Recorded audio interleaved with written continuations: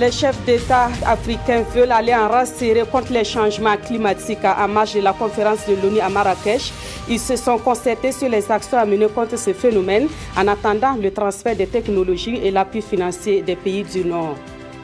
Un nouveau projet pour améliorer la mobilité du bétail revenu des éleveurs. Ce projet met en avant l'utilisation du téléphone mobile et l'imagerie satellitaire pour améliorer le travail des producteurs. Financé à plus de 3 milliards de francs CFA par l'agence spatiale néerlandaise, il a été officiellement lancé ce matin. Le Salon international de l'enfant et de l'adolescent a ouvert ses portes ce matin à la capitale burkinabé. L'événement est à sa deuxième édition et l'accent est mis sur l'importance de la cellule familiale pour l'épanouissement de l'enfant et ce, d'autant plus que 86% des violences faites aux enfants sont au sein des familles. Dans ce journal, nous irons dans la province de la Nyanya pour voir les réalisations de l'ONG IRC en matière d'assainissement. Dans cette province, l'IRC facilite la construction des latrines au profit des ménages. L'assainissement, on en parlera également avec l'invité du 20h qui est le directeur général de l'assainissement. Mesdames, Messieurs, bonsoir. Merci de suivre ce 20h. Cela dit, les dirigeants africains se sont réunis en marge de la COP22 à Marrakech pour un sommet consacré aux défis de l'Afrique en matière d'adaptation au changement climatique. Ils ont identifié les actions à mener en attendant la concrétisation des promesses du Nord qui s'étaient engagées donc à soutenir les pays africains dans la lutte contre les changements climatiques. Souleymane Sanou et Draman Dadia. 100 milliards de dollars par an, et ce à compter de 2020. C'est la contribution des pays du Nord au profit des pays en développement pour leur adaptation au changement climatique. La question était encore sur la table à la COP22 lors de la conférence de l'ONU sur le climat. En attendant la concrétisation de ce fameux fonds vert, les chefs d'État africains ont décidé de s'assumer. D'où ce sommet africain pour l'action. Il faut qu'au quotidien également, l'Afrique assure sa part de responsabilité. Nous ne devons pas être simplement ceux qui attendent tous les autres, mais nous devons également, de par nos savoirs et nos savoir-faire, commencer à poser des actes que nous pouvons poser tout simplement en faveur, je dirais, de l'écosystème dans nos différents pays. C'est un cadre de concertation en vue de mettre sur pied un modèle de développement propre à l'Afrique et axé sur l'économie verte. Ces défenseurs du climat veulent désormais coordonner leurs actions pour plus d'efficacité. Ainsi, les projets et programmes qui intègrent le volet changement climatique présentés ici sont essentiellement tournés vers la lutte contre la désertification et la promotion de l'énergie renouvelable. Ce qui est déjà pris en compte dans le plan national de développement économique et social du Burkina, explique le président du FASO à ses pairs africains. Toujours à la COP22 et pour la deuxième fois, le Burkina Faso a présenté ses projets sur l'atténuation et l'adaptation au changement climatique. Au nom de ces projets, le programme d'investissement forestier, le projet énergie renouvelable et le fonds d'intervention pour l'environnement. La présentation de ces projets a été faite aux partenaires techniques et financiers et autres pays qui participent à la COP22. L'occasion était belle également pour la délégation de plaider pour le PNDS. Le point avec Issa Kafando et Pascal Kani. C'est la deuxième fois que le Burkina se vend à cette COP22. Des projets et programmes entrant dans le cadre de la lutte contre les changements climatiques sont présentés au public. Il s'agit entre autres du Fonds d'investissement forestier, du Fonds d'intervention pour l'environnement et du cadre NAMA. Mais cette fois-ci, le PNDS, le document fédérateur, est aussi présenté aux invités, souvent surpris des efforts que le Burkina déploie pour s'adapter au changement climatique. Ce que j'ai entendu sur ce que fait le gouvernement du Burkina Faso face au changement climatique est tout à fait remarquable. Et justement, connaissant bien le pays, ayant souvent travaillé dans le domaine de la santé, en partenariat avec ce pays, je salue le travail du président, du gouvernement, sur ces sujets. Ces projets et programmes sont à Marrakech pour rencontrer des partenaires techniques financiers, mais aussi s'inspirer de l'expérience d'autres pays. Le Burkina est le seul pays sahélien à bénéficier de ce programme.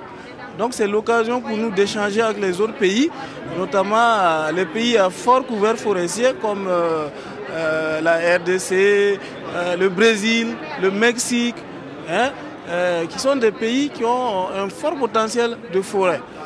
Objectif atteint pour le ministère en charge de l'environnement. Dans cette multitude de communications et de rencontres, il est bien difficile de se faire écouter par les participants. à la lumière de ce que nous avons vu, la qualité des participants, la diversité donc, des participants et aussi le niveau donc, des questions qui ont été posées, nous pouvons dire que cet objectif est largement atteint. C'est la dernière journée du Burkina à la COP 22, mais la promotion des initiatives burkinabès se poursuit dans les événements parallèles auxquels le pays est invité à partager son expérience. Et en marge des travaux de la COP22, le président du Faso a eu une série d'entretiens avec des personnalités. Roch-Marc Christian Kaboré a échangé avec le premier ministre tunisien sur la coopération entre le Burkina Faso et son pays. Le président du Faso et le roi Mohamed VI ont aussi parlé de coopération et mieux, le roi du Maroc promet une visite au Burkina Faso. Le chef de l'État a aussi échangé avec le secrétaire général sortant de l'ONU qui salue les efforts du Burkina Faso en matière de maintien de la paix. Le point de toutes ces audiences avec Souleymane Stanou et Draman Dadia. Secrétaire général de l'ONU, Ban Ki-moon va bientôt céder sa place au Portugais Antonio Guterres. Mercredi à Marrakech, il a fait ses adieux au président Roch-Marc Christian Kaboré et salue le Burkina pour son apport militaire aux forces onusiennes. Pour la table ronde des partenaires techniques et financiers du Burkina prévue à Paris sur le financement du PNDS, Ban Ki-moon annonce sa participation par vidéoconférence. Après 32 ans de divorce avec l'Union africaine, le Maroc est sur le point de réintégrer l'UA. Et cette poignée de main entre le souverain chérifien et le président du Faso vise le renforcement de la coopération entre Rabat et Ouagadougou. La lutte contre le chômage des jeunes, la formation professionnelle et la construction des logements sociaux sont entre autres secteurs dans lesquels le Maroc compte investir au Burkina. Au président Roch-Marc Christian Kaboré, le roi Mohamed VI promet une visite d'amitié et de travail très prochainement dans la capitale burkinabé. Le premier ministre tunisien sera également au palais de Kossiam pour parler coopération. Un rendez-vous obtenu à l'issue de cette audience. Beaucoup de centres d'intérêt communs entre nos deux pays, notamment l'éducation, la santé, l'emploi des jeunes. Les deux pays font face à un problème de chômage des jeunes et donc nous avons discuté des possibilités d'échange d'assistance technique, de renforcement de capacité entre nos deux pays. Bien évidemment, la question sécuritaire était aussi importante. Il annonce par ailleurs la tenue d'une rencontre de haut niveau entre la Tunisie et le Burkina en 2017. Avant de poursuivre ce communiqué de la Direction générale du protocole d'État à l'occasion de la cérémonie officielle de commémoration de la Journée internationale de l'élimination de la pauvreté, placée sous le très haut patronage de son Excellence Monsieur le Président du Faso, président du Conseil des ministres, la Direction générale du protocole d'État convie les personnalités invitées le vendredi 18 novembre 2016 à partir de 9h dans la salle polyvalente de Dori. Leur limite d'arrivée est fixée à 10h30. Autre point de l'actualité, le téléphone mobile et l'imagerie satellitaire désormais au service du monde de l'élevage du bétail. Un projet relatif a été lancé ce matin par le ministère des Ressources animales et halieutiques. Le projet a vu le jour grâce à l'agence spatiale néerlandaise qui l'a financé à plus de 3 milliards de francs CFA. Il sera mis en œuvre dans cette région du Burkina Faso. Des détails avec Jean-Eudes Bayala et Vincent Tchandrebugo. Le ministère en charge des ressources animales et l'Organisation néerlandaise de développement lancent officiellement le projet MODEM. Un projet qui a pour objectif d'améliorer les revenus des agriculteurs et éleveurs par l'utilisation de la téléphonie mobile et l'imagerie satellitaire.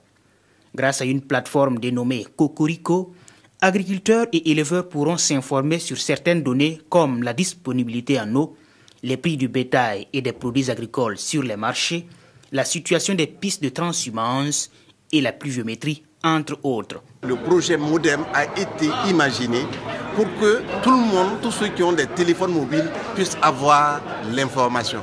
Dans la plateforme, il est prévu un centre d'appel où, à partir d'un numéro court, tout producteur soucieux d'avoir une information sur sa production, sur les besoins, les conseils techniques, appelle à ce numéro court et on lui répondra éventuellement dans sa langue préférée.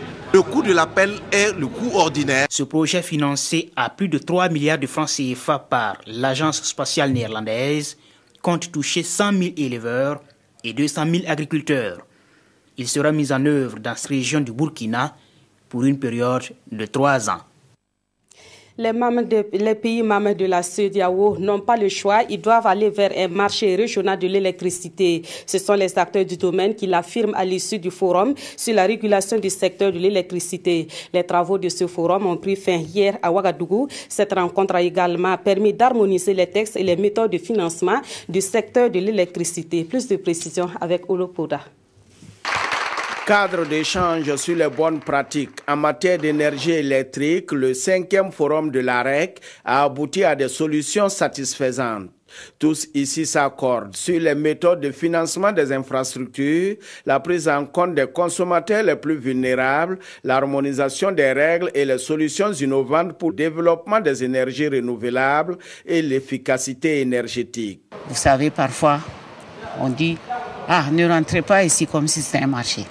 Nous allons dans ce marché-là bien organisé sur la base des textes juridiques réglementaires. C'est un pari que d'aller vers un marché de l'électricité, ça a un impact sur l'ensemble de la communauté de l'espace CEDEAO. Dans la mesure où l'objectif principal, c'est de mutualiser nos immenses ressources énergétiques. Un marché régional de l'électricité dans l'espace CEDEAO est un impératif pour sortir des affres de coupures récurrentes d'électricité, mais aussi une nécessité pour un équilibre du secteur. Le marché, on l'a conçu en 3 phases. La première phase du marché sera lancée en 2017. Et moi, je programme le premier trimestre de 2017. Mais la recommandation, c'est que nous maintenions notre objectif de rester unis pour pouvoir affronter ensemble les défis qui se posent à nous. Tout le monde est acquis à l'idée que la solution, c'est l'union. Le 5e forum de l'autorité régionale de régulation du secteur de l'électricité a ainsi ouvert le boulevard pour un marché communautaire. Reste maintenant à adopter les textes irrélatifs, mais que tous les États soient déterminés pour leur application. Et cela dans l'optique d'éviter des dysfonctionnements dans cette marche vers un marché régional d'électricité unifié et prospère au profit des entreprises et des populations.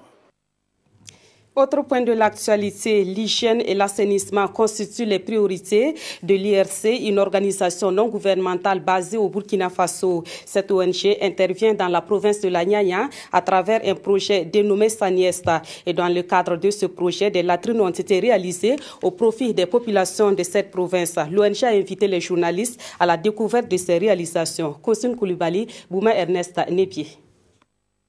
Promouvoir l'hygiène en vue de prévenir les maladies dans la province de la Nyanya, c'est l'objectif du projet Sani-S piloté par l'IRC depuis 2014 et c'est à travers la sensibilisation sur l'hygiène et la réalisation de latrines que le projet compte atteindre son but. Les conditions à remplir pour avoir les latrines de Sani-S sont les suivants.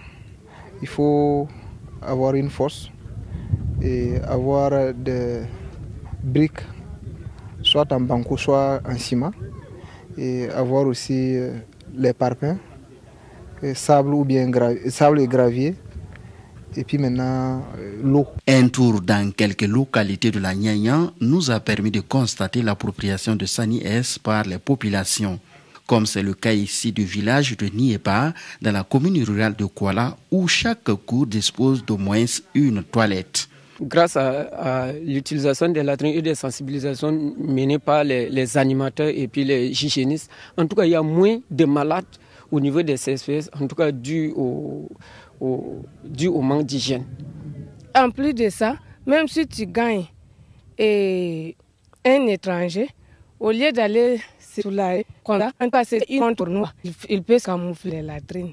Les populations sont sensibilisées sur l'entretien et l'utilisation de ces latrines. Le projet est mis en place avec la collaboration des conseils municipaux des différentes communes de la province. Des conseils municipaux qui comptent mettre l'accent sur la sensibilisation car il y a jusqu'à présent, dans certaines localités de la province, des gens qui n'ont toujours pas dans leur quotidien la pratique de l'hygiène et l'utilisation des toilettes.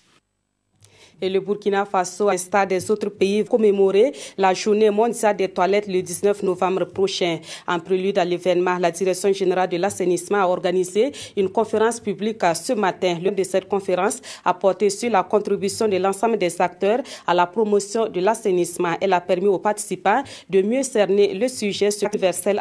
Kossouni Bali, Estelle Judith Assorba. Assurer un assainissement durable des eaux usées et excréta et mettre fin à la défécation à l'air libre sur toute l'étendue du territoire national, ce sont entre autres les objectifs que s'est fixé le gouvernement burkinabé à l'horizon 2030. Pour atteindre ces objectifs, chaque citoyen, où qu'il soit, doit jouer sa partition. Et cette conférence publique lance le débat à travers le thème « Contribution de tous les acteurs au développement du sous-secteur de l'assainissement des eaux usées et excréta ». Le thème permet en tout cas une mobilisation de nos concitoyens à l'atteinte des objectifs, notamment de l'assainissement, pour que, au niveau de chaque ménage, la population puisse disposer d'une latrine améliorée. 2 Burkinabés sur 3 défèquent encore libre et 12% des populations ont accès à l'assainissement en milieu rural et 32% en milieu urbain.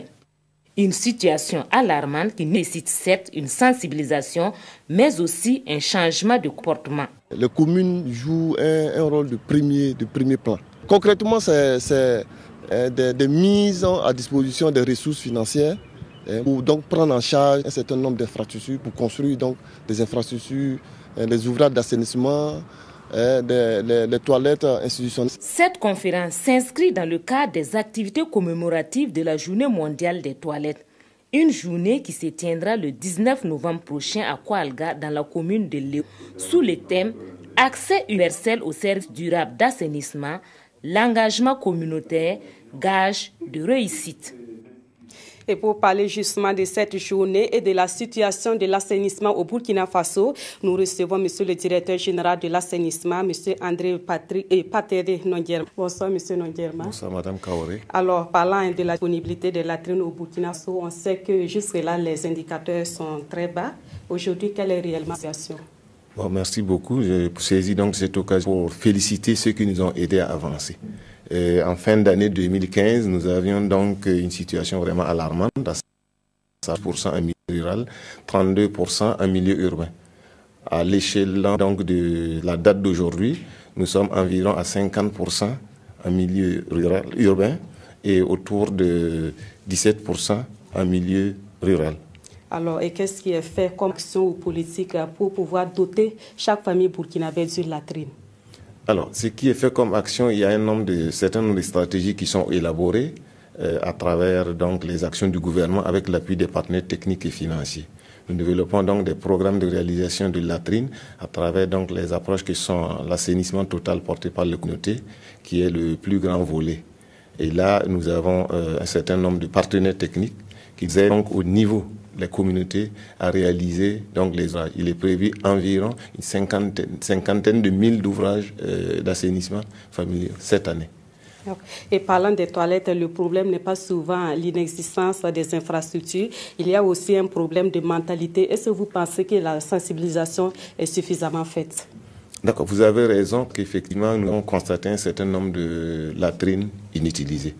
Nous avons justement et de comprendre qu'il y a un certain nombre de pesanteurs sociales qu'il faut donc arriver à combattre. Donc il y a un gros programme de sensibilisation qui va être mené, qui va être renforcé surtout les années à venir dans le cadre du programme national d'assainissement en eau potable et eau usée, pour justement amener les gens à fréquenter la latrine en leur présentant justement la latrine comme un endroit qu'il faut plutôt fréquenter que fuir. Alors, et parlant de la journée des toilettes, c'est prévu le 19 novembre prochain. L'accent sera mis particulièrement sur quel aspect cette année? Alors, cette année, l'accent sera mis sur la sensibilisation. Nous avons décidé de célébrer dans un village où les gens ont pris à cœur la question d'assainissement. Ils ont adhéré à l'assainissement total porté par les communautés et sont arrivés à déféquer à leur niveau, à éradiquer la défécation à l'air libre. C'est pour ça que nous avons décidé d'aller là-bas pour surtout les féliciter, encourager et les présenter à l'échelon national comme un village modèle et prouver justement à ceux qui sont encore récitants qu'il est vraiment possible de mettre fin à la défécation à l'air libre par la volonté des communautés. communauté elle-même. Il s'agit de quel village? Il s'agit du village de Koualga, dans la commune rurale de Léo, et dans la province de la Sicile. Merci beaucoup, Monsieur André Noncherma. Je rappelle que vous êtes le directeur général de l'assainissement, venu nous parler justement de la situation de l'assainissement et de la journée mondiale des toilettes prévue le 19 novembre prochain. Dans la suite de ce journal, nous parlons de politique. L'Union pour la Renaissance, parti sankariste, tiendra son congrès ordinaire du 27 au 29 janvier 2017. Le bureau national de l'UNPS était face à la presse ce matin pour porter l'information. Le congrès de ce parti sera placé sous le signe du sankarisme à l'épreuve de sa participation à la gestion du pouvoir d'État. Roger Bembamba et Lazare Pouya. Face aux hommes de médias, les membres du comité d'organisation du congrès ordinaire de l'Union pour la Renaissance, parti sankariste, ont dévoilé l'objectif de cette conférence de presse. Informer les journalistes et le public de la tenue prochaine du congrès ordinaire du parti les 27, 20 et 29 janvier 2017 à Ouagadougou. Une rencontre qui réunira les congressistes émanant des structures des 45 provinces du pays et des coordinations. Ce congrès sera placé sous le thème « Le sankarisme à l'épreuve de sa participation à la gestion du pouvoir d'État ». Il s'agira de mobiliser les troupes pour les futures échéances électorales, d'analyser la participation du parti à la gouvernance d'État, de développer des stratégies de négociation et de parler avec les autres partis progressistes en vue d'un élargissement et du renforcement de la gauche progressiste, d'élaborer une stratégie de communication appropriée pour une meilleure visibilité du parti, d'actualiser le programme alternatif sankariste, de procéder à la relecture des textes du parti et enfin de procéder au renouvellement des instances dirigeantes.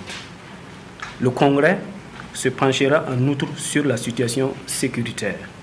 Des réflexions mais aussi des propositions concrètes sortiront de ce congrès pour permettre au parti de l'œuf de Maître Benewende Stanislas Sankara de jouer pleinement son rôle dans le paysage politique de notre pays. Hier, dans la province du Bas-Zéga, la Banque mondiale était sur les traces de ses réalisations. Une délégation de cette institution financière est allée visiter la station aquacole du Bas-Zéga. La Banque mondiale veut réhabiliter cette station en vue d'améliorer la production du poisson. Et déjà, les travaux de réhabilitation ont débuté depuis le mois de septembre dernier. Paul David Bambara, Moumouni Soubega. Le développement de la station aquacole du Bas-Zéga fait partie des priorités du PAPSA, ce projet de la Banque mondiale. La station a été créée dans les années 80, mais elle a encore du mal à satisfaire la demande en matière de semences piscicoles. On regarde les enclos. C'est un nouveau système de production de poissons que le PAPSA a mis en place pour pallier on manque de poissons sur le marché et venir en appui aux promoteurs privés et aux personnes désirant faire la production de poissons. Depuis septembre 2016, la Banque mondiale a entamé un processus d'actualisation d'une étude en vue de réhabiliter la station à travers le PAPSA. Nous voulons insuffler une nouvelle dynamique pour permettre que le pays puisse réduire les importations en poissons, mais aussi il y a des actions pour renforcer les capacités des acteurs avec de la formation, aussi bien des techniciens que des producteurs. La station aquacole du Bas-Zéga dispose actuellement d'environ 54 000 alevins.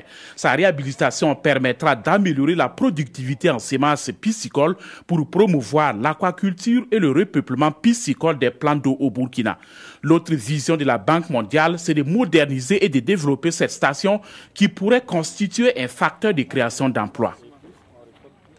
Le Salon international de l'enfant et de l'adolescent a ouvert ses portes ce matin dans la capitale burkinabé. L'événement est à sa deuxième édition et l'accent est mis sur l'importance de la cellule familiale dans l'épanouissement de l'enfant. Et ce, d'autant plus que 86% des violences aux enfants sont faites dans les familles. Amadou Ilboudo et Maïmouna Traouri.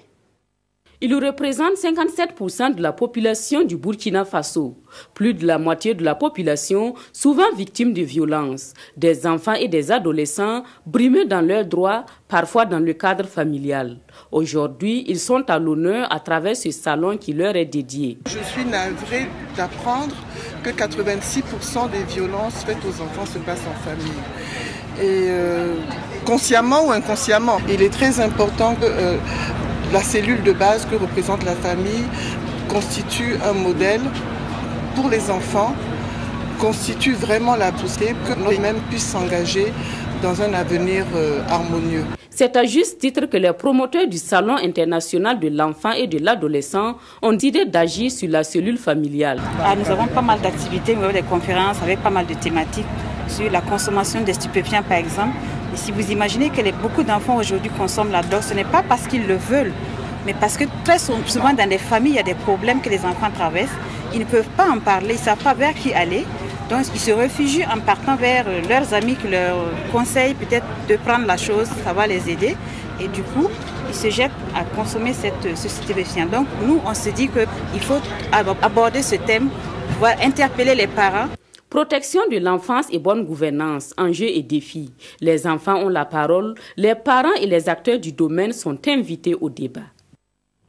Autre point de l'actualité, le 13 décembre prochain, cela fera exactement 18 ans que le journaliste burkinabé Norbert Zongo et ses compagnons ont été assassinés. En prélude à ce triste anniversaire, les organisateurs ont animé une conférence de presse ce jeudi à Ouagadougou. Ils ont décliné les activités au programme de cette commémoration. Plus de précisions avec Roger Kam et Maxime Zongo. 13 décembre 1998, 13 décembre 2016, cela fera 18 ans, jour pour jour, que Norbert Zongo et 3 de ses compagnons ont atrocement perdu la vie à Sapuy dans le Ziro. Comme chaque année, des hommages leur seront rendus à travers l'organisation de plusieurs activités. Au centre de ces différentes manifestations, la coalition nationale de lutte contre la vie chère, le collectif des organisations démocratiques de masse et de partis politiques et bien d'autres. Elle consistera à rendre hommage à Norbert Zongo et à ses compagnons, à Flavien Nébier, Boukari Dabo, aux victimes de l'insurrection populaire d'octobre 2014 et de la résistance au putsch du 16 septembre 2015 et à toutes les autres victimes de la violence en politique par des rassemblements. Les animateurs de cette conférence de presse ont saisi l'occasion pour faire le point sur l'état d'avancement du dossier. Nous attendons véritablement à ce que le cabinet des avocats, mais les avocats également auprès du MBDHP, qui continue de rassembler un certain nombre d'éléments, puissent nous donner des précisions. Spécifiquement, il a été prévu le 10 décembre un panel autour de l'impunité. La particularité réside dans le fait que cette année, le 13 décembre sera consacré Journée nationale de mobilisation citoyenne, non pas seulement contre l'impunité, mais aussi contre la vie chère. Outre donc les recueillements et le dépôt de gerbes, il sera organisé une marche-meeting, une journée nationale de refus de la corruption et un panel. Le secteur de la publicité veut intégrer une nouvelle approche dans la gestion de la communication. Un projet de décret irrélatif a fait l'objet de restitutions au cours d'une rencontre à Ouagadougou. Ce décret porte sur la définition des règles et conditions applicables à la profession de publicitaire au Burkina Faso. Moussa Ouedraogo, Olopoda. En adoptant en 2015 la loi relative à la réglementation des activités de publicité au Burkina Faso, le Conseil national de la transition a ainsi mis fin à une situation qui a longtemps porté préjudice aux activités des opérateurs de ce secteur. Plus qu'une balise qui a été posée dans l'univers de la communication, c'est un grand pas qui a été franchi en attendant le décret d'application. Justement, c'est ce projet de décret portant définition des conditions et règles applicables à l'exercice des professions publicitaires au Burkina qui est soumis ici à l'appréciation de ce groupe de travail. Que tous ceux, comme on dit, qui ont des agences dans les cartables se déclarent officiellement et que la publicité aille directement à ceux qui sont concernés.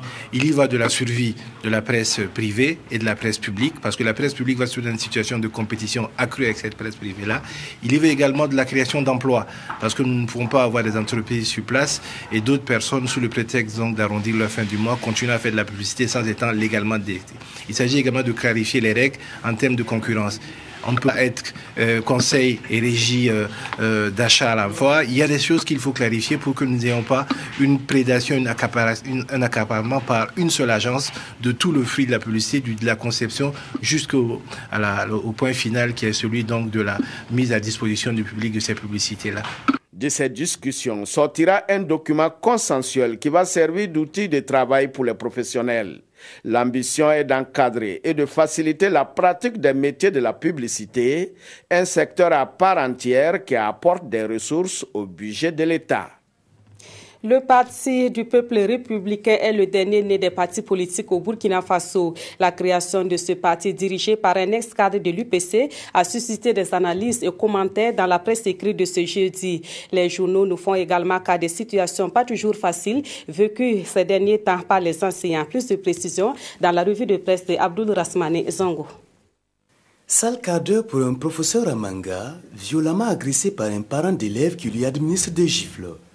L'agressé révèle le pays, doit son salut à la police. Si à Manga, la bastonnade d'un professeur fait des vagues, à Bobo-Dioulasso, c'est l'affectation de 14 enseignants des zones rurales vers la ville qui fait grincer les dents du SINATEB, Syndicat national des travailleurs de l'éducation de base.